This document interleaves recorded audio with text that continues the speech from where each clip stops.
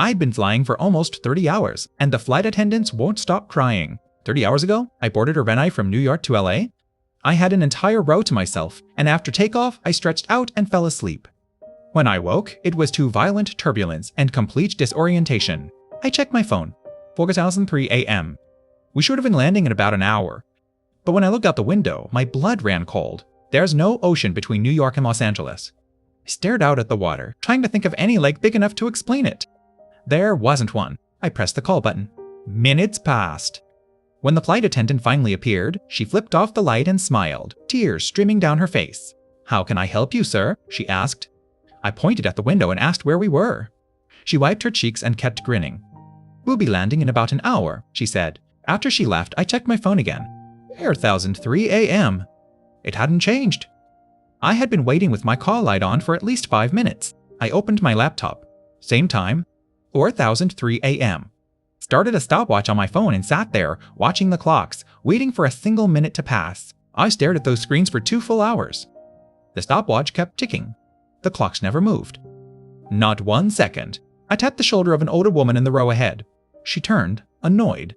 I asked how long until we land. She said, "The flight attendant said about another hour." I told her we'd already been waiting 2 hours since that announcement. She stared at me like I was insane.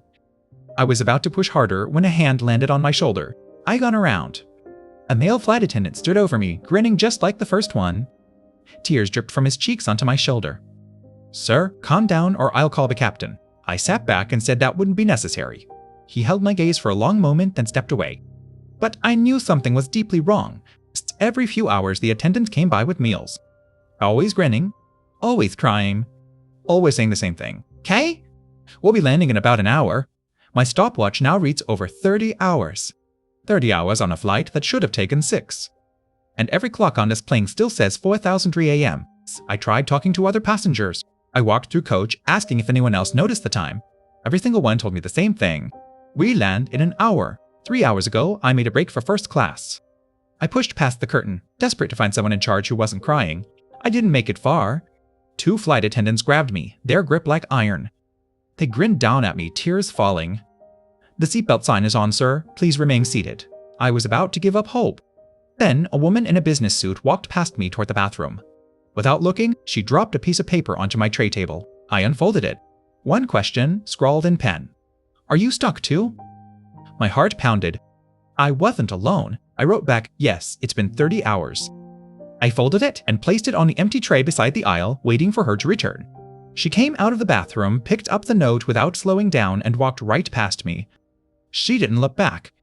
20 minutes have passed since then. I keep glancing toward the bathroom, waiting for her to come back. But she hasn't. And I'm starting to wonder if the flight attendants saw us. I don't know why, but I feel like if they knew we were talking, something bad would happen.